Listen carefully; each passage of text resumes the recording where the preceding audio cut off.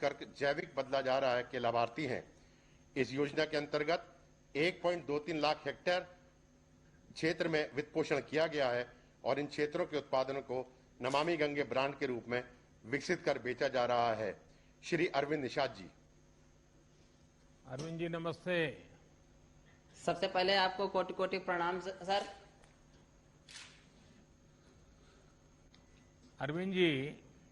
जी sir. ये PM किसान सम्मान निधि का जी देश के छोटे किसानों को जी बहुत लाभ हो रहा है। जी सर। और मुझे बताया गया है कि आपके सामने भी कम जमीन की बहुत बड़ी समस्या थी। जी सर। अरविंद जी, आपने जैविक खेती की तरफ ही क्यों मुड़े और इससे आपके जीवन में क्या अंतर आया? जी सर, ग्रेजुएशन करने के बाद हमने अपनी खेती में कुछ नया करने के लिए सोचा था। तो उसी समय माननीय मुख्यमंत्री जी के द्वारा गंगा यात्रा चलाई जा रही थी, जिसमें हमने भाग लिया और आप भी माननीय अटल घाट पर आए हुए थे तब। उसके बाद कृषि विश्वविद्यालय कानपुर में हमने माननीय मुख्यमंत्री जी और माननीय राज्यपाल जी का जो जैविक खेती का प्रशिक्षण चल रहा था उसमें हमने भाग लिया और वहां से हमने प्रशिक्षण भी लिया सर। और उसके बाद हमने सोचा कि अब हम भी जैविक खेती करेंगे। तो हमने यूपी डास्प और कृषि विभाग के अधिकारियों से संपर्क किया और उनसे हमने जैविक खेती की पूरी ट्रेनिंग ली, जिसमें उन्होंने हमको जीवामृत, घन जीवामृत, पंचगव्य आदि चीजें बनाना सिखाया और कैसे खेती की जाए ये सारी की सारी ट्रेनिंग दी। जिसके बाद हमने अपने गांव में क्लस्टर बना करके 20-20 हेक्टेयर के क्लस्टर बनाए, जिसमें और उन क्लस्टरों के सारे किसानों को कृषि विभाग के अधिकारियों ने ट्रेनिंग दी और साथ ही साथ अगर कोई जिसको समझ नहीं आ रहा था उसको हमने अपने स्तर पर ट्रेनिंग दे करके जीवामृत, घन जीवामृत बनाना सिखाया। और आज सभी किसान हमारे जो गंगा किनारे के हमारे गांव के हमारे क्षेत्र के जो किसान हैं वो जैविक खेती की तरफ मुड़ रहे हैं और ज्यादा से ज्यादा लोग जुड़ते चले जा रहे हैं। जिससे क्या हुआ सर? अरविंद जी, जी सर। आमतौर पर आप लोग कौन सी फसल उगा रहे हैं और नमामि गंगे योजना का उसमें कोई परिवर्तन आया, कोई विशेष फायदा हो रहा है आपको? जी सर, खासतौर पर हमारे यहाँ काला नमक चावल, मक्का और ये आलू, गेहूं की फसलें होती हैं, जिसमें क्या है कि हमने एक एफपीओ भी बनाया हुआ है जिसमें हम पैकेजिंग करते हैं ग्रेडिंग करा करके और उसकी ब्रांडिंग होती है। क्या भरा है उसमें, क्या भरा है? सर मूंगफली है। अच्छा जी सर। एक सुझाव दूं अरविंद जी। जी सर। ये धीरे धीरे ये जो सिंगल यूज प्लास्टिक उपयोग करते हैं ना, उसके बजाय जो आजकल अलग बहुत सी चीजें आती हैं जो डिग्रेडेबल होती है, तो क्या होगा, ये नमामि गंगे प्रोजेक्ट की जो मूल भावना है उसको भी आप बल दे पाएंगे। लेकिन मुझे अच्छा लगा कि दूर सुदूर इस प्रकार से उन्नाव में आप पैकेजिंग करके उस पर ब्रांडिंग करके आप अपनी जैविक चीजें बेच रहे हैं। हाँ, आगे बताइए।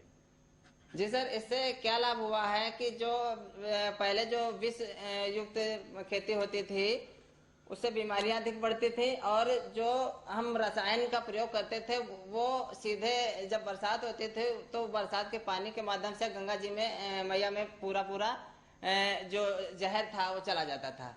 तो आज हम उसका प्रयोग नहीं कर रहे हैं, जिससे कि जो जहर है वो हमारे गंगा मैया में नहीं जा रहा है और हमारी गंगा मैया का जो स्वास्थ्य है वो सही चल रहा है सर।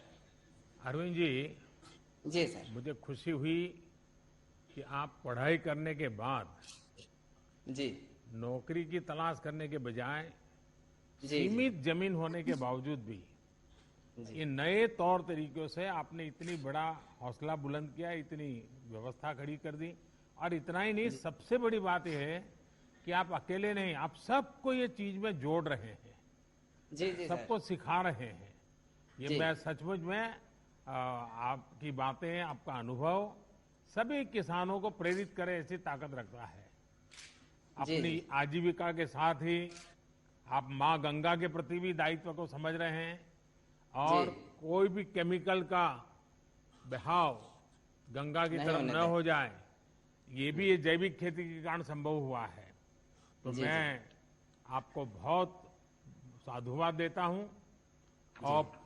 और कोरोना का कालखंड है, मैं यही कहूंगा कि कोरोना संक्रमण से बचाव के साथ साथ ये काम जारी रखिए और अपने परिवार का, बाकी गांव वालों को भी ध्यान रखने के लिए जरूर कहिएगा। धन्यवाद अरविंद जी, नमस्कार। नमस्कार। अब मैं आंध्र प्रदेश के अनंतपुरम जिले की श्रीमती एम वेणुअप्पा को आमंत्रित करूंगा, जो प्राकृतिक खेती के प्रसार की योजना की लाभार्थी हैं। इस योजना के अंतर्गत 4 लाख हेक्टेयर क्षेत्र प्राकृतिक जैविक रूप में विकसित किया जा चुका है। श्रीमती एन वेणुरमा जी। वेणुरमा जी नमस्ते। नमस्ते सर। मुझे बताया गया है कि आपने अपने हौसले और मेहनत से बंजर जमीन को ही और उसमें ही आपने फसल उगा दी। ये आपने कैसे किया? मैं समझता हूं कि देश भर के किसानों को ये आपका अनुभव बहुत काम आएगा और वे भी जरूर आपकी बातें सुनना चाहेंगे। तो बताइए वेणुरम्मा जी। నమస్తే సార్, నా పేరు అన్నరమ్మ. మీతో మాట్లాడేకి నాకు చాలా సంతోషంగా ఉంది సార్. నాకు గవర్నమెంట్ 4 ఎకరాలు ఇచ్చింది సార్. గవర్నమెంట్ అసైన్ ల్యాండ్ భూమి 4 ఎకరాలు ఇచ్చింది. అది 10 ఏళ్ళ నుంచి బంజరు భూమి సార్. ఆ భూమిని ప్రకృతి వ్యవసాయం లాగా మార్చుకున్నారు సార్. नमस्कार सर, मेरा नाम मनोरमा है। मेरे को राष्ट्र सरकार वालों ने एससी असाइन लैंड 4 एकड़ जमीन दी है सर। वो तो पिछले 10 वर्ष से वो बंजर जमीन है, सूखा खेत है सर। దాంట్లో 2 ఎకరాలు ప్రకృతి వ్యవసాయం చేశాను సార్. ప్రకృతి వ్యవసాయం చేసి నేను 1 ఎకరాకి మూడు పంటలు పండించాను సార్.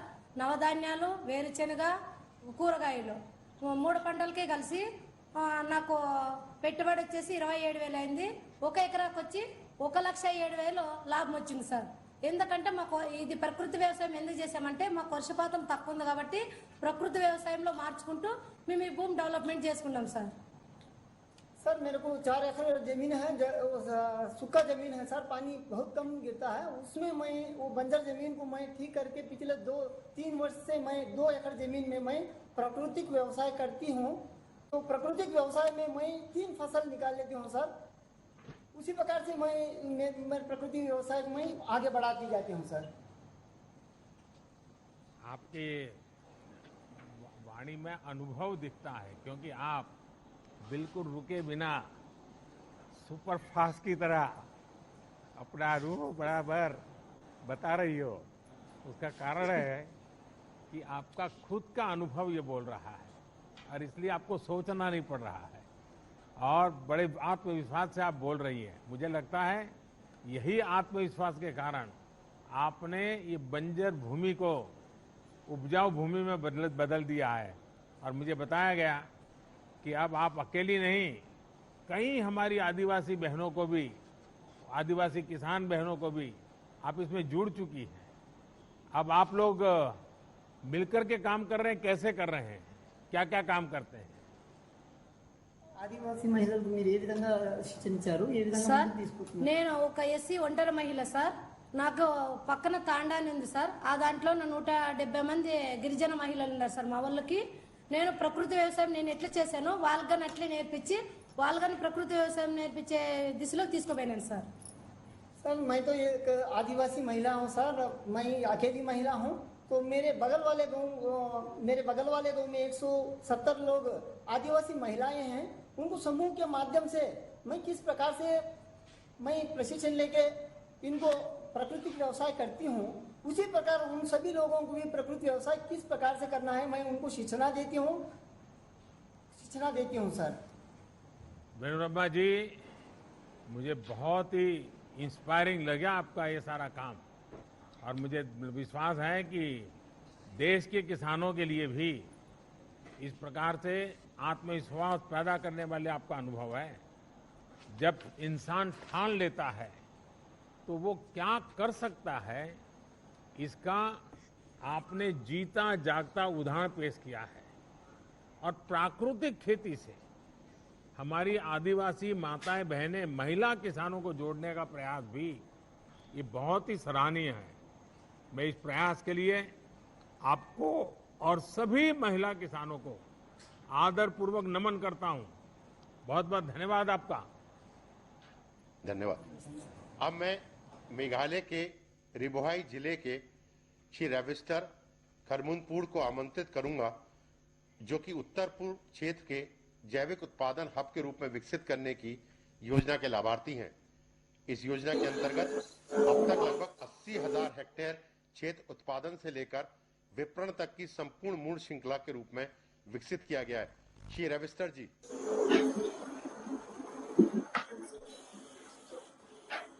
रविस्टर जी नमस्ते। नमस्ते सर। हाँ बताइए।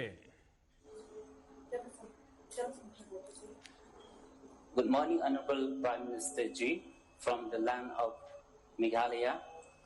My name is Pravista Karumnoy. I live in a village Kumtung in Ribohai district of Meghalaya. I'm 36 years old. I have 7 members in my family. I'm the CEO of Eastern Ribohai Organic Farmer Producer Company. Our company is formed in 2017 under Mission Organic Value Chain Development for Northeastern region. We have 500 farmers and we grow our ginger and turmeric organically, and all our produce are organically certified. रविस्टर जी, मुझे बताया गया कि आप organic खेती के साथ साथ ही अपने उत्पाद को प्रोसेस भी करते हैं, वैल्यू एडिशन भी करते हैं और मार्केटिंग भी करते हैं। अगर थोड़ा उसके विषय में भी बताएं तो शायद मैं समझता हूं कि आप जैसे जो एंटरप्रेन्योर भी हैं, किसान भी हैं, एंटरप्रेन्योर भी हैं, तो ऐसे कई नौजवान आजकल कृषि में आ रहे हैं, उनके लिए शायद आपकी बात बहुत प्रेरक हो जाएगी। Sir, we have done processing. We collect all the produce from the farmers. We take it to the FPC, where we have a processing unit. We process it, we pack it, and we label it like this. And then we sell these products to retail chains and companies which are tied up with the FPCs. And when we sell to them, we get better price rather than selling to the local mandis. These these companies we have tied up. Some of the companies that we have sold before is to Big Basket, Vivanta Foods in Delhi, EcoCrop, Croptonic, and other companies we are tied up to the south of India too. So we are eager to do export also from our company. So since there is a huge demand of organic products from Meghalaya in the export market. जरा आपका product दिखाइए, आप थोड़ा दिखा रहे थे, क्या क्या है बैग आपका? We have ginger powder, sliced dried, and Lakadong turmeric, one of the famous turmeric in the world with highest curcumin. So we have bay leaf, and all the cinnamon, all the spices that are grown in Meghalaya. रविस्टर जी, आपकी FPO किसानों के लिए आदर्श और प्रेरणा है। आपने साबित कर दिया है कि किसान जब व्यापार से सीधे जुड़ता है तो उसको कितना लाभ होता है। आपको सरकार की तरफ से इस क्षेत्र में कैसे मदद मिली, इसमें कैसे प्रगति हुई आपको, और कोई सहायता मिल रही है क्या? Yes, sir. We got assistance under Mission Organic Value Chain Development for registration of our FPC, organic certification, and production. We also got subsidy for establishing custom hiring center, collection center, and processing unit. We got all the on-farm and off-farm products for the farmers. Then we have got trainings to farmers on capacity building and even to the board members. We are very much thankful to you for this. And we also would like to thank the government of Meghalaya for supporting us and also for giving us 2% interest subvention in KCC loan and also mobilization fund, 5,000 per farmer for full farmer industry. रविस्टर जी, हम सभी आपके प्रति बहुत आभारी हैं कि आपने साबित कर दिया कि किसान मिलकर बिजनेस का कितना सफल मॉडल विकसित कर सकते हैं। इस समय देश भर में 10,000 एफपीओस बनाने का काम चल रहा है और किसान भी अब इसमें बहुत तेजी से जुड़ रहे हैं। कोशिश यह है कि छोटे किसानों के ये संगठन किसान की आय बढ़ाने में और कृषि इंफ्रास्ट्रक्चर और उद्योग को बल देने में, उद्योगों को निमंत्रित करने में बहुत बड़ी भूमिका निभाएंगे। और आपने तो दिखा भी दिया और मैं मानता हूं जब मेघालय के दूर सुदूर हिमालय की गोद में से इस प्रकार से आप इतने बढ़िया प्रोडक्ट दिखाते हैं तो अब तो शायद खरीदने वाले भी आपकी तरफ देखेंगे। मेरी तरफ से आपको बहुत शुभकामनाएं। Thank you sir.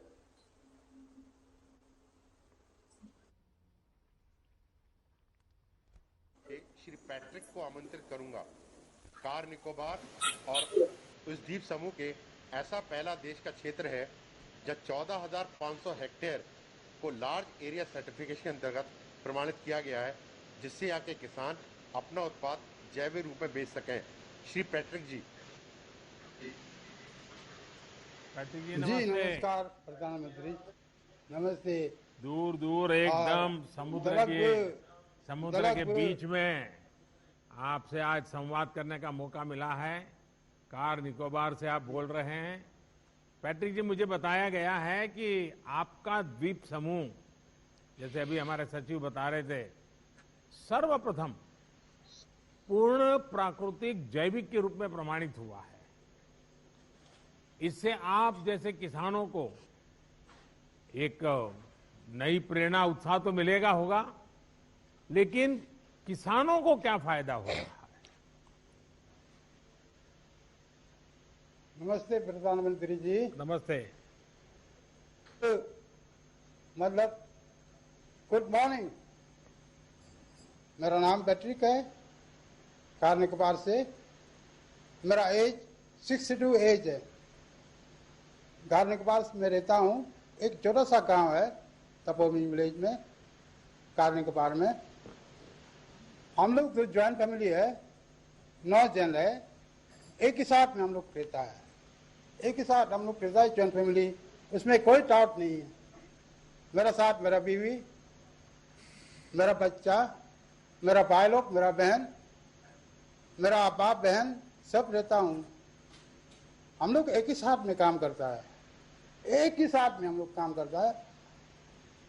हम लोग ऑर्गेनिक का खेती का काम भी करता है बहुत अच्छा से। वो बचपन से ऑर्गेनिक का ही काम करता है। मैंने कभी देखा नहीं कि हम लोग यूरिया का कभी इस्तेमाल करता नहीं। और हम लोग सब आलू, निकोबारी आलू डालता हूँ, मलयाला आलू भी डालता हूँ, नारियल भी डालता हूँ, पेंटिनस भी डालता हूँ, जो भी फल हो, गेला फल और सारा सब्जी हम लोग उगाता है। सारा सब्जी जैसा लौकी, जैसा भिंडी, जैसा बैंगन सब उगाता हूँ। इसी में बहुत खुश है। लेकिन इसी बारे में हमको बहुत कुछ भी लगा। आमदनी बढ़ेगा और वासी भी बढ़ेगा निकोबारी लोग का। इसी में बहुत अच्छा लगा। इसी में बहुत अच्छा लगा। हम लोग भी इसी में आपको भी बहुत मदद मिला कि आपको 2004 महीना में हमको मिलता है। अभी 6 महीना में मिलता है, 6 बार मिला है। जो 2000 आप बेचता है, इसी में बहुत मदद मिलता है, काम आ जाता है। इसमें हम सीट भी खरीदता है, क्योंकि निकोबार में कभी कभी सीट नहीं मिलता, तो मिलर में सीट मंगा के इधर हम लोग मंगाता है। और ऑर्गेनिक का कार्ड भी का काम आता है, उसमें काम निकल जाता है। और दवाई भी बनाता है, ऑर्गेनिक दवाई भी बनाता है। सब ऑर्गेनिक है, क्योंकि ऑर्गेनिक तो अच्छा है। ऑर्गेनिक तो पैट्रिक जी, पैट्रिक जी ओरिजिनल है एकदम। वो खाने को बहुत दिक्कत मिलता है। पैट्रिक जी, जी मैं आपके चेहरे की खुशी बराबर अनुभव कर रहा हूं और जी बहुत खुश है। किसानी के सिवाय भी दो चीजें मेरे बहुत ज्यादा अपील कर गई। आज जब आधुनिक पीढ़ी माइक्रो फैमिली की तरफ जा रही है, ऐसे समय आप बड़े गौरव के साथ संयुक्त परिवार खेती में कर रहा है, संयुक्त परिवार खेती में काम कर रहा है, संयुक्त परिवार खेती में कर, ये बार बार आप बोल करके परिवार के संयुक्त परिवार का जो बता रहे हैं, ये सुन करके बहुत अच्छा लग रहा है। और दूसरा, आप जब सीना तान करके बोल रहे थे कि हम जो पैदा करते हैं वो दिल्ली भी भेजते हैं, मतलब आप दिल्ली को की खिलाते हो, इसमें आपका एक आत्मसम्मान झलकता है कि देखिए मैं यहां समुद्र के बीच में बैठा हूं, टापू पर बैठा हूं, लेकिन मैं भी दिल्ली की सेवा करता हूं। ये जो आत्मसम्मान और गौरव है ना, यही सबसे बड़ी पूंजी है। और मुझे खुशी है कि आपने जैविक खेती की तरफ बढ़ गए और आपने दुनिया को आकर्षित किया है। मैं आपको बहुत बहुत बधाई देता हूं। और हमारे देश में आज भी अनेक ऐसे क्षेत्र हैं जहां प्राकृतिक कृषि होती है। हमारी कोशिश है कि ऐसे सभी द्वीप, जनजाति क्षेत्र, पहाड़ी क्षेत्र और रेगिस्तानी इलाके जहां प्राकृतिक खेती हो रही है, उन्हें सर्टिफाइड जैविक इलाकों के रूप में विकसित किया जाए। पैट्रिक जी, आप मेरे कहने पे एक काम जरूर कीजिए। आप अपने अनुभवों का लाभ अपने साथी किसानों को भी दीजिए, जिससे उनका भी फायदा हो। और मुझे विश्वास है कि आपके नेतृत्व में ये जैविक खेती का अभियान बहुत नई ऊंचाई पर पहुंचेगा। और अब तो दिल्ली के लोग जब भी अंडमान निकोबार आएंगे तो पैट्रिक जी को ढूंढेंगे और आपकी कोई न कोई चीज खरीद के जाएंगे। जी सर, बहुत बहुत धन्यवाद। अनुरोध कर रहा हूँ कि आप निकोबार आ जाइए। आऊंगा, जरूर आऊंगा। मेहरबानी कीजिए, जरूर आऊंगा। गुजी गुजी इतिहास है निकोबार में, जरूर और आऊंगा। एकदम ऐसी हवा, खुला हवा में रहेगा तो बहुत अच्छा लगेगा। जरूर और आऊंगा। जितना हम लोग जो ऑर्गेनिक जो चीज खाता ना, बहुत ताकत मिलेगा और बीमार भी कमती रहेगा और उम्र भी जरूर बढ़ेगा। कभी मैं आऊंगा। इसी में बहुत आपका भला है। बहुत बहुत धन्यवाद। बहुत बहुत शुक्रिया। धन्यवाद। जय हिंद। जय हिंद। धन्यवाद जी। अब मैं जम्मू कश्मीर के श्रीनगर जिले के श्री खुर्शीद अहमद रेशी को आमंत्रित करूंगा, जो कि प्रधानमंत्री किसान सम्मान निधि के लाभार्थी हैं। श्री खुर्शीद अहमद जी। खुर्शीद जी नमस्ते। तमाम जम्मू कश्मीर के किसानों की तरफ से प्यार भरा नमस्कार सर।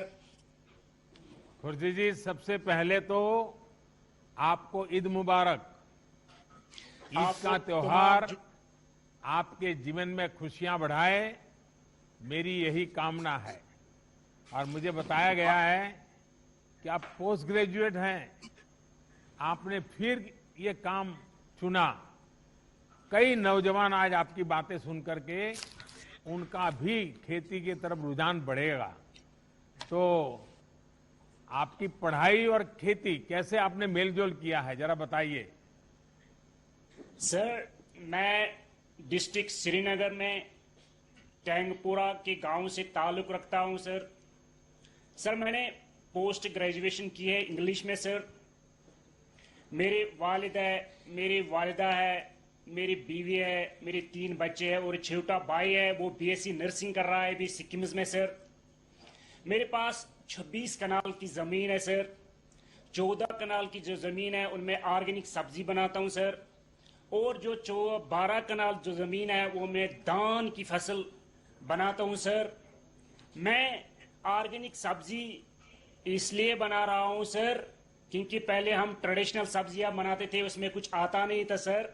जब हमने नौकरी की तलाश की तो नौकरी हासिल नहीं हुई, तो मैंने डिपार्टमेंट ऑफ एग्रीकल्चर से, जो concern department of agriculture Jammu Kashmir का है सर, वहां से मैंने ट्रेनिंग ली है, वहां से मैंने एजुकेट किया है। फिर मैंने सोचा कि मैं क्यों न अपनी जमीन की तरफ जाऊं, तो मैं अपनी तरफ जमीन की तरफ गया, तो मैंने ऑर्गेनिक सब्जी बनाई सर। मैं एक्सोटिक सब्जी ज्यादातर बनाता हूं सर, उसमें है कैप्सिकम, ब्रिंजल है, कुकुम्बर है सर, ग्रीन चिलीज है सर, उसमें मैं ये सब्जियां उगाता हूं सर। अच्छा खुर्शीद जी, ये बताइए कि आपको मार्केटिंग और दूसरी चीजों में सरकार की कुछ मदद मिल रही है क्या? डिपार्टमेंट ऑफ एग्रीकल्चर से मैंने गांव में एक एफपीओ बनाया है 30 फार्मरों की सर। हम ये ऑर्गेनिक सब्जियां एक जमा इकट्ठे करके डिपार्टमेंट ऑफ एग्रीकल्चर ने एक रेफ्रिजरेटर वैन मुहैया किया है, फैसिलिटेट किया है मुझे। वो सब्जियां लाल मंडी में लाते हैं, वहां डिपार्टमेंट ऑफ एग्रीकल्चर ने एक ऑर्गेनिक मंडी बनाई है, तो ये सब्जी जो है ऑर्गेनिक वो वहां बेचते हैं सर। खुर्शीद जी, आपका साहस और समर्पण ये अपने आप में एक मिसाल है, क्योंकि इतनी पढ़ाई करने के बाद फिर इस तरफ लौटना ये एक जज्बा रखता है जो आपने दिखाया है। वरना आदमी उलझन में रहता है, भाई अब क्या करूं, दुनिया क्या कहेगी, फिर लोग कहेंगे इतना क्यों पढ़ा लिखा और यही करना था तो बचपन से ही कर लेता। वो सब परवाह किए बिना आपने अपने जीवन का रास्ता चुना, सचमुच में बहुत ही इंस्पायरिंग है। आप जैसे शिक्षित किसान जब ऑर्गेनाइज ढंग से काम करेंगे और करते हैं तो कैसे परिणाम निकलते हैं, ये आज हम देख रहे हैं। आप अपनी कोशिश जारी रखें।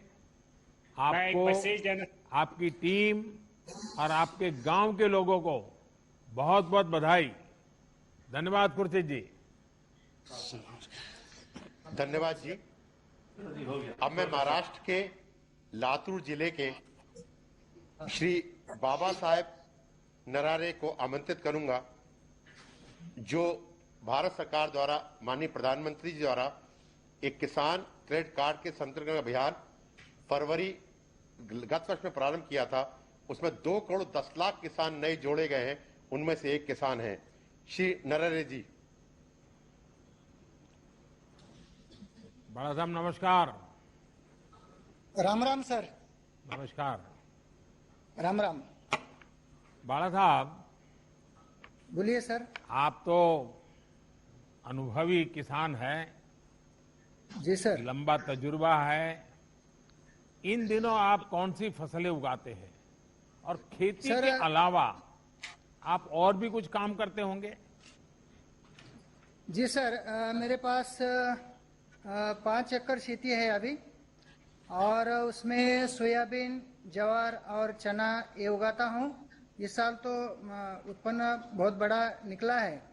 और इसके अलावा, खेती के अलावा, और मैं संगीत सिखाता हूँ। दूसरे एक दो दिन बाहर जाकर संगीत सिखाता हूँ सर, और बाकी दिन तो हम खेती ही कर देते हैं।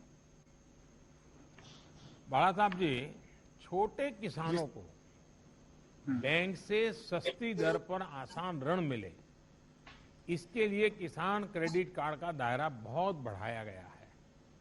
सर, आपकी खेती पर इससे कोई फर्क पड़ा है क्या, और आपके अगल बगल के किसानों के जीवन में भी इसका कोई लाभ हुआ है क्या? जी सर, इसका अनुभव ये है कि पिछले साल तक तो मेरे पास कोई पैसा इतना ज्यादा नहीं आता था।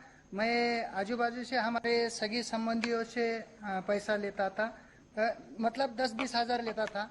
लेकिन पिछले साल जुलाई में हमारे यहाँ के महाराष्ट्र बैंक चिंचोलेरा वाड़ी के कुछ अधिकारी लोग हमारे गांव में आ गए थे, और उसमें केसीसी के संदर्भ में मेला लगाया था, और उसी वक्त मुझे भी वहाँ बुलाया गया था। तो उन अधिकारियों ने बहुत सारे फायदे बताए थे। तो उसी वक्त मैंने उनसे ऋण लिया था, 1,58,000 रुपये ऋण लिया था, और उन्होंने 5 साल तक सीमित ये कर्जा दिया था। अभी 1 साल भी नहीं हो गया, लेकिन हमें 1-2 दिन में उन लोगों ने वो कर्जा दिया था। 2 दिन में ही सिर्फ सर्टिफिकेट भी हमने नहीं लिए थे। अब उन लोगों ने अपने आप ही 7/12 उतारा, खेतीबाड़ी के जो भी कर्ज कागज होते हैं वो उन्होंने लिए थे और हमारे 2 दिन में लिए थे। उसके बाद हमने उन पैसों से जमीन लेवल कर दिया था और कोई बीज, कोई मजदूरी और उसके साथ साथ हमने बकरियां भी पाली थी उस पैसे से। इस साल फायदा ऐसा हो गया, पहले जैसे कभी नहीं हुआ था। जमीन लेवल से और गोबर खत भी लिया था हमने उनसे, तो पिछले साल 20 कट्टा सोयाबीन हो गया था, इस साल 40 कट्टा सोयाबीन हो गया सर। इसलिए बहुत बड़ा फायदा हो गया है। और उसके साथ साथ हम वहाँ प्याज भी लगाते हैं, थोड़ा मिर्ची भी लगाते हैं। ये सब कुछ तो केसीसी की वजह से हो गया है सर। बड़ा साहब जी, आप बढ़िया हिंदी बोल लेते हैं। Thank you sir. Thank you sir. काळजी करा। काळजी करा। बरं आहेत मग? सर, हाँ नमस्कार सर। Thank you sir. बहुत बहुत धन्यवाद आपका भी, और सभी गांव के धन्यवाद। किसानों को भी हमारा प्रणाम कह दीजिएगा। Thank you sir. Yes sir, yes yes. माननीय प्रधानमंत्री जी का बहुत बहुत धन्यवाद। अब हम माननीय प्रधानमंत्री जी से देश को संबोधित करने का अनुरोध करेंगे। माननीय प्रधानमंत्री जी।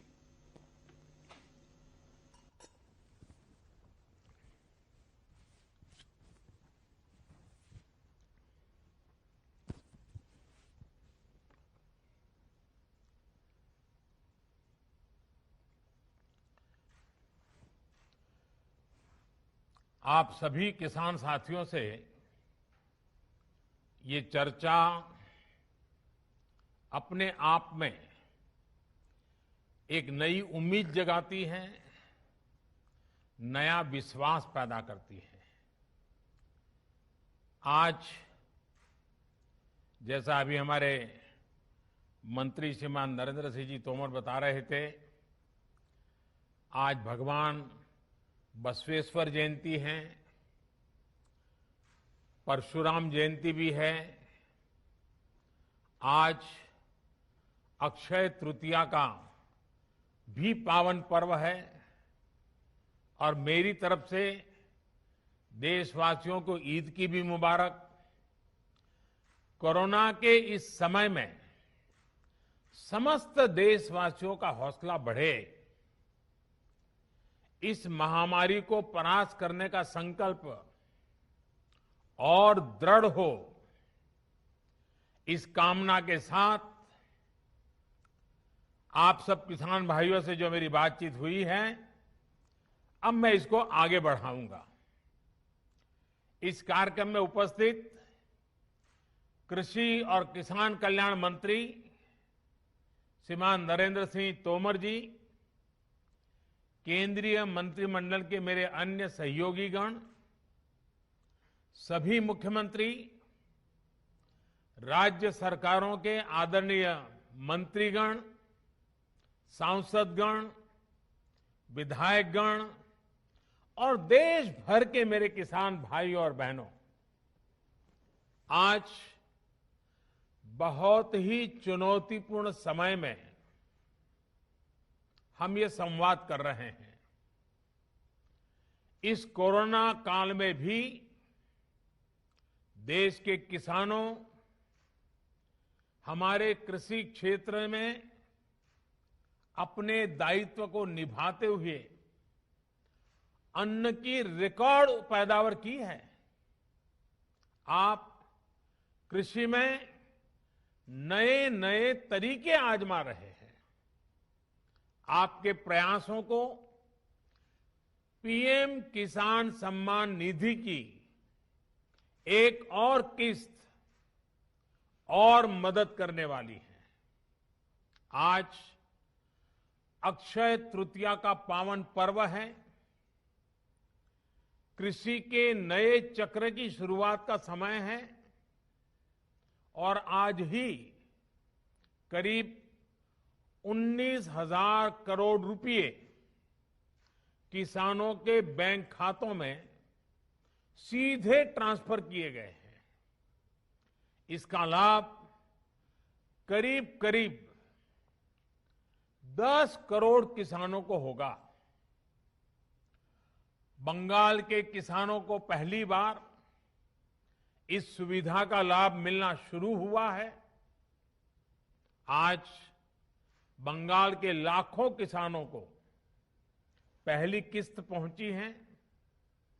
जैसे जैसे राज्य से किसानों के नाम केंद्र सरकार को मिलेंगे, वैसे वैसे लाभार्थी किसानों की संख्या और बढ़ती जाएगी।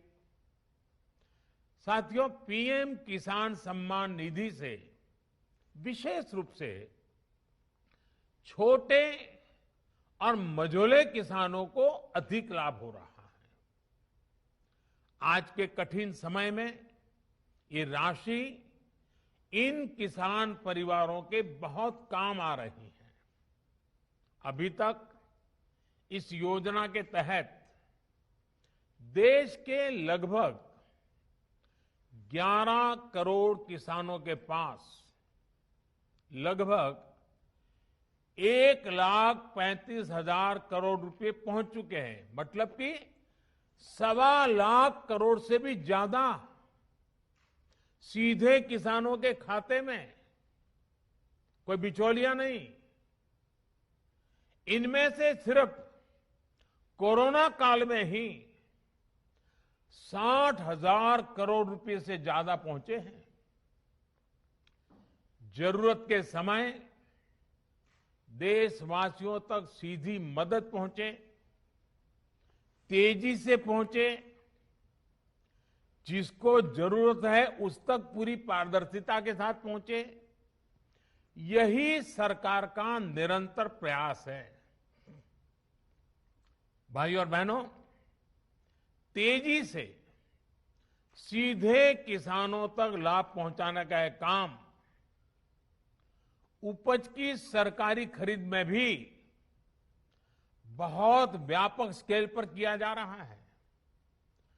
कोरोना की मुश्किल चुनौतियों के बीच जहां किसानों ने कृषि और बागवानी में रिकॉर्ड उत्पादन किया है, वहीं सरकार भी हर साल एमएसपी पर खरीद के नए नए रिकॉर्ड बना रही है।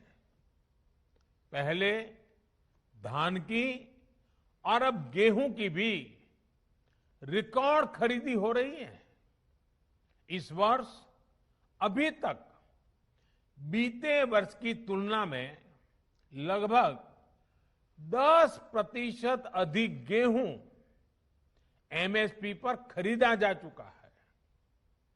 अभी तक गेहूं की खरीद का लगभग 58,000 करोड़ रुपए 58,000 करोड़ रुपए सीधे किसानों के खाते में पहुंच चुका है।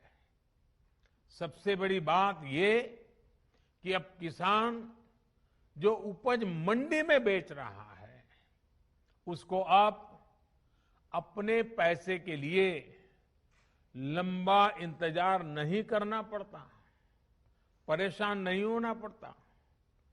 किसान के हक का पैसा सीधा उसके बैंक खाते में जमा हो रहा है। मुझे संतोष है कि पंजाब और हरियाणा के लाखों किसान पहली बार डायरेक्ट ट्रांसफर की इस सुविधा से जुड़े हैं। अभी तक पंजाब के किसानों के बैंक खाते में करीब 18,000 करोड़ रुपए और हरियाणा के किसानों के बैंक खाते में 9,000 करोड़ रुपए सीधे उनके बैंक अकाउंट में जमा हो चुके हैं। अपना पूरा पैसा अपने बैंक खाते में पाने का संतोष क्या होता है, ये पंजाब और हरियाणा के किसान भी अनुभव भी कर रहे हैं और मुखर होकर बोल भी रहे हैं। मैं सोशल मीडिया में इतने वीडियो देखे हैं किसानों के, खास करके पंजाब के किसानों के, कि इस प्रकार से उनको पैसा पहुंच जाना और वो भी पूरा पूरा पैसा पहुंच जाना, उसका संतोष इतने उमंग के साथ वो बता रहे हैं। साथियों, खेती में नए समाधान, नए विकल्प देने के लिए सरकार निरंतर प्रयास कर रही है। जैविक खेती को बढ़ावा देना ऐसा ही प्रयास है। इस प्रकार की फसलों में लागत भी कम है, ये मिट्टी और इंसान के स्वास्थ्य के लिए लाभदायक है और इनकी कीमत भी ज्यादा मिलती है। थोड़ी देर पहले इस प्रकार की खेती में जुड़े देश भर के कुछ किसानों से मेरी बातचीत भी हुई है। उनके हौसले, उनके अनुभवों को जानकर मैं बहुत उत्साहित हूं। आज गंगा जी के दोनों ओर करीब 5 किलोमीटर के दायरे में जैविक खेती को व्यापक स्तर पर प्रोत्साहित किया जा रहा है, ताकि वो जो खेत में उपयोग किया गया केमिकल है, बारिश के समय जो पानी बह करके गंगा जी में न चला जाए और गंगा जी प्रदूषित न हो, इसलिए गंगा जी के दोनों तट के 5-5 किलोमीटर करीब करीब ये जैविक उत्पादक को विशेष बल दिया जा रहा है। ये जैविक उत्पाद नमामि गंगे के ब्रांड के साथ बाजार में उपलब्ध किए जा रहे हैं। इसी तरह भारतीय प्राकृतिक कृषि पद्धति को, उसको भी व्यापक स्तर पर प्रोत्साहित किया जा रहा है। इसके साथ साथ सरकार की ये निरंतर कोशिश है कि छोटे और सीमांत किसानों को बैंकों से सस्ता और आसान ऋण मिले। इसके लिए बीते 1.5 साल से किसान क्रेडिट कार्ड उपलब्ध कराने का एक विशेष अभियान चलाया जा रहा है। इस दौरान 2 करोड़ से ज्यादा किसान क्रेडिट कार्ड जारी किए गए हैं। इन कार्ड्स पर किसानों ने 2 लाख करोड़ रुपए से ज्यादा का ऋण बैंकों से लिया है। 2 लाख करोड़ रुपए। इसका बहुत बड़ा लाभ पशुपालन, डेयरी और मछली पालन से जुड़े किसानों को भी मिलना शुरू हुआ है। नवीनीकरण की समय सीमा को बढ़ा दिया गया है। ऐसे सभी किसान जिनका ऋण बकाया है, वो अब 30 जून तक ऋण का नवीनीकरण कर सकते हैं। इस बढ़ी हुई अवधि में भी किसानों को 4% ब्याज पर जो ऋण मिलता है, जो लाभ मिलता है, वो लाभ भी चालू रहेगा, मिलता रहेगा। साथियों, गांव का किसान का कोरोना के विरुद्ध भारत की लड़ाई में बहुत बड़ा योगदान रहा है। ये आपके ही श्रम का परिणाम है कि आज इस कोरोना काल में भारत दुनिया की सबसे बड़ी मुफ्त राशन की योजना चला रहा है। प्रधानमंत्री गरीब कल्याण योजना के माध्यम से पिछले वर्ष 8 महीने तक गरीबों को मुफ्त राशन दिया गया था। इस बार मई और जून महीने में देश के 80 करोड़ से ज्यादा साथियों को राशन मिले, इसका प्रबंध भी किया गया है। इस पर भी केंद्र सरकार 26,000 करोड़ रुपए हमारे गरीब के घर में चूल्हा जले इसलिए खर्च कर रही है। मैं राज्य सरकारों से आग्रह करूंगा कि गरीबों को इस राशन के वितरण में कोई परेशानी ना आए, ये सुनिश्चित करें। साथियों, 100 साल बाद आई इतनी भीषण महामारी कदम कदम पर दुनिया की परीक्षा ले रही है। हमारे सामने एक अदृश्य दुश्मन है और ये दुश्मन बहुरूपिया भी है। और इस दुश्मन के कारण, इस कोरोना वायरस के कारण हम अपने बहुत से करीबियों को खो चुके हैं। बीते कुछ समय से जो कष्ट देशवासियों ने सहा है, अनेकों लोग जिस दर्द से गुजरे हैं, तकलीफ से गुजरे हैं, वो मैं भी उतना ही महसूस कर रहा हूं। देश का प्रधान सेवक होने के नाते आपकी हर भावना का मैं सहभागी हूं। कोरोना की सेकंड वेव से मुकाबले में संसाधनों से जुड़े जो भी गतिरोध थे, वो तेजी से दूर किए जा रहे हैं। युद्ध स्तर पर काम करने का प्रयास हो रहा है। आपने देखा होगा, सरकार के सभी विभाग, सारे संसाधन, हमारे देश के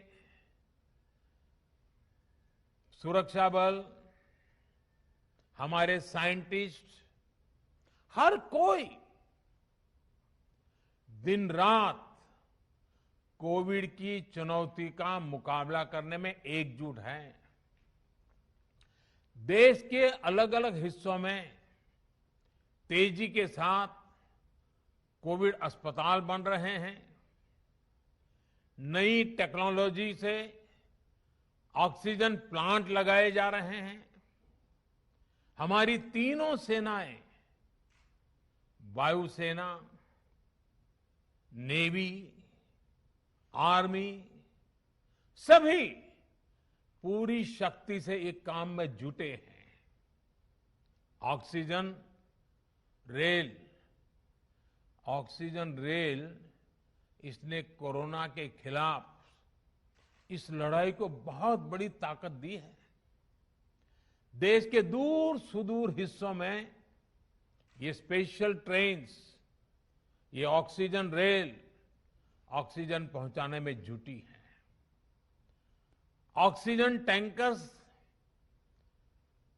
ले जाने वाले ट्रक ड्राइवर्स बिना रुके काम कर रहे हैं। देश के डॉक्टर्स हो, नर्सिंग स्टाफ हो, सफाई कर्मचारी हो, एम्बुलेंस के ड्राइवर्स हो, लैब में काम करने वाले सज्जन हो, सैंपल कलेक्ट करने वाले लोग हो, एक एक जीवन को बचाने के लिए 24 घंटे जुटे हुए हैं। आज देश में जरूरी दवाइयों की आपूर्ति बढ़ाने पर युद्ध स्तर पर काम किया जा रहा है। सरकार और देश के फार्मा सेक्टर ने पिछले कुछ दिनों में जरूरी दवाइयों का उत्पादन कई गुना बढ़ाया है। बाहर से भी दवाइयां मंगवाई जा रही हैं। इस संकट के समय में दवाइयां और जरूरी वस्तुओं की जमाखोरी और कालाबाजारी में भी कुछ लोग अपने निहित स्वार्थ के कारण लगे हुए हैं। मैं राज्य सरकारों से आग्रह करूंगा कि ऐसे लोगों पर कठोर से कठोर कार्रवाई की जाए। ये मानवता के खिलाफ का कृत्य है। भारत हिम्मत हारने वाला देश नहीं है। न भारत हिम्मत हारेगा और न कोई भारतवासी हिम्मत हारेंगे। हम लड़ेंगे और जीतेंगे।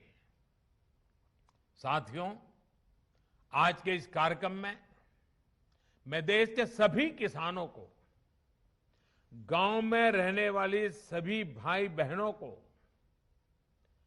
कोरोना से फिर सतर्क करना चाहता हूं। ये संक्रमण अभी गांव में भी तेजी से पहुंच रहा है। देश की हर सरकार इससे निपटने के लिए हर संभव प्रयास कर रही है।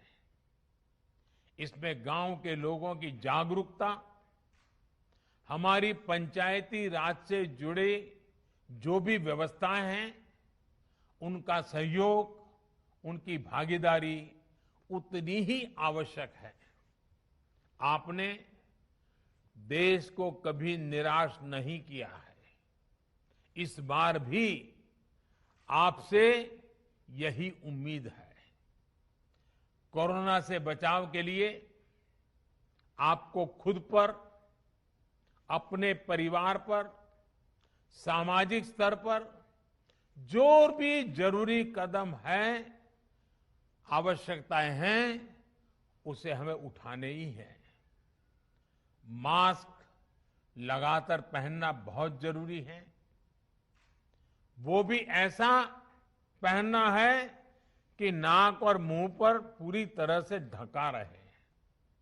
दूसरी बात, आपको किसी भी प्रकार के खांसी, सर्दी, जुकाम, बुखार, उल्टी, दस्त जैसे लक्षणों को सामान्य मानकर नहीं चलना है।